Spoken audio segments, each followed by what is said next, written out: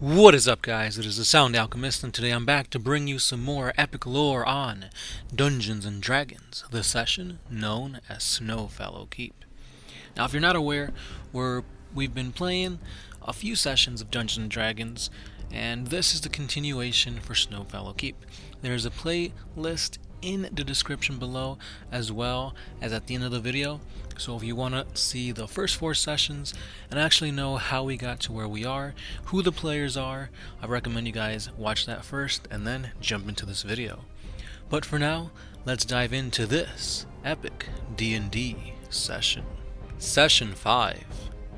Kiria, the tiefling ranger, level 2.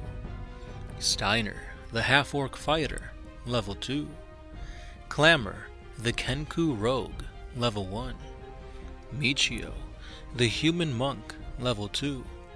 Ishamae, the human sorcerer, level 2. And Xekar, the aarakroca cleric, level 2. Off in the distance, a rather large group of giants and aarakroca can be seen through the snowstorm, heading directly towards the mouth of the cavern. Shit, looks like it's our worst case scenario. Michio, you hide in the caverns. You'll be our sneak attacker if it comes to it. Kiria, try and stall them. Stigner and I will attempt to tie up Sacar to make it seem like we caught the bounty ourselves. And finally, Clamor. Where is he?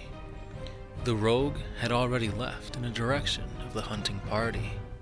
I'll buy you as much time as I can, and hopefully I won't ruin the plan. Damn it, he's gonna ruin our plans. I can't let that happen. And Kiria quickly rushes over towards Clamor. However, the hunting party is already upon them.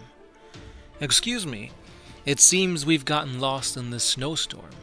Could you show me and my companion to the nearest town? Kiria asks the group, as she notices at least 10 warriors, mostly that of giants and aarakroca. However, she also spots a dragonborn amongst them. Kinda strange for a woman to be out here all alone with this tiny avian fellow, wouldn't you say?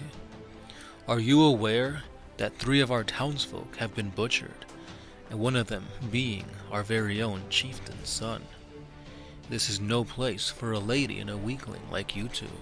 My condolences, but I was not aware of this.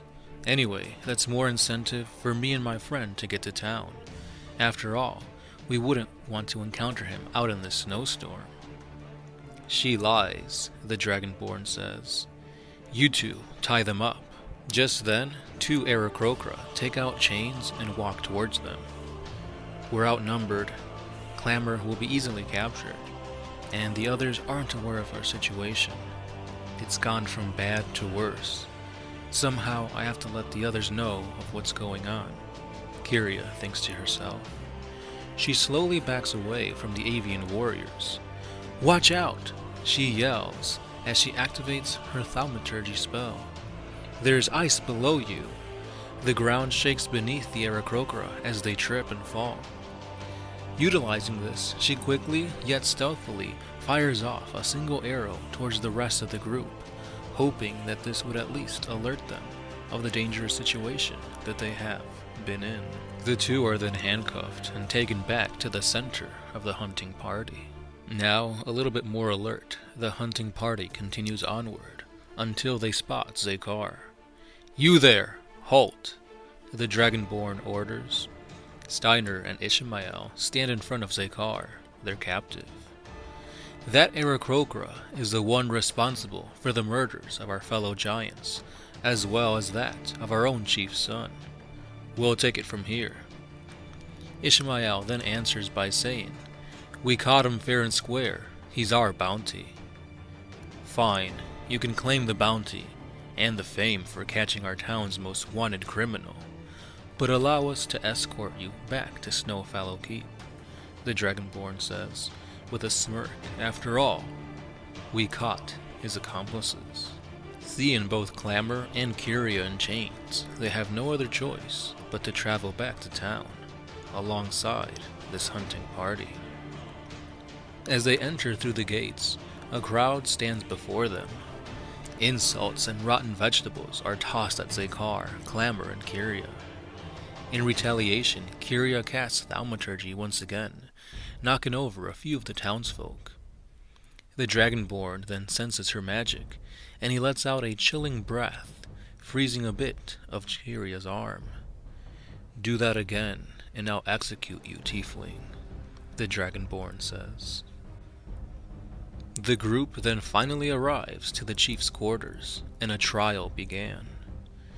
There was pretty much nothing that could be done to set Xekar, Kiria, and Clamor free, until the doors slammed open. A mysterious figure then approached them. "Set him free, hiccup. Justice must prevail," and just as quickly as Michio arrived, he was thrown out.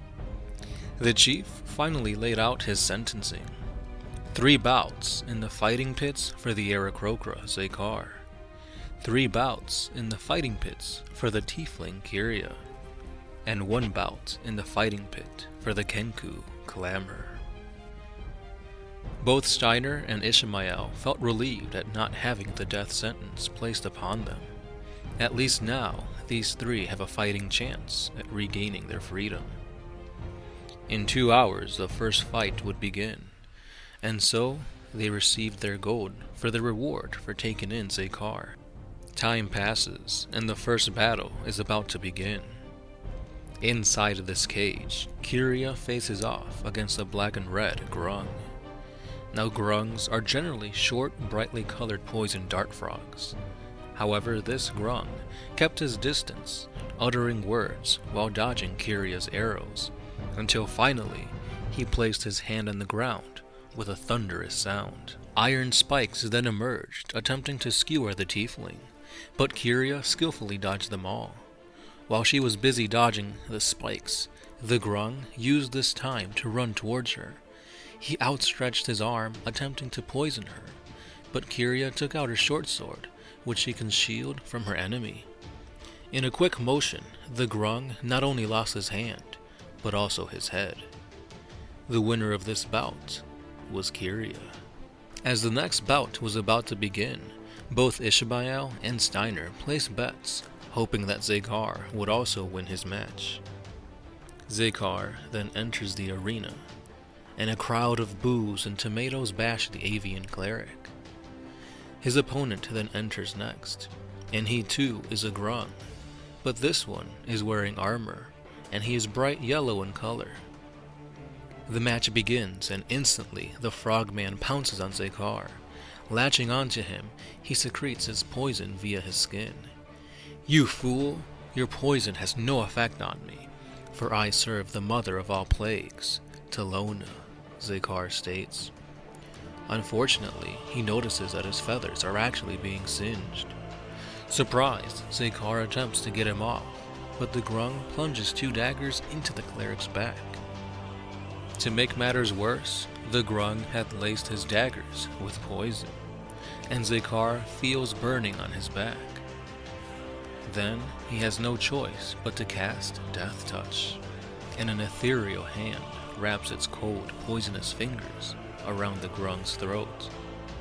The grung slowly begins suffocating until he loses consciousness. Both Xekar and the grung fall as the poison starts to affect Xekar. Angry yet surprised at his patron god not giving him protection, he sends an arrow straight through the grung's heart. The winner, Xekar. Instantly, boos and trash come flying at him as he leaves the arena. That was a bit much. They already hate you, and yet you show off your murderous intent. Don't be surprised if they straight up execute you, Kiria says, as she casts Healing Touch on this cleric. I shouldn't be the one to be concerned about this. Clamor's fight is up next. A small kobold then enters the arena. No armor, no weapons. 5 gold on the kenku, Stigner yells out. There's no way Clamor can lose against that scrawny little thing, he tells Ishamae. For our sake, let's hope so, he replies. As the small rogue is escorted into the arena by the guards, he manages to pickpocket one of them. A few pieces of copper and a nice knife have now traded owners. As soon as the arena doors close, the tiny kobold begins firing off small fireballs. Clamor was small and nimble enough to avoid these orbs of flame.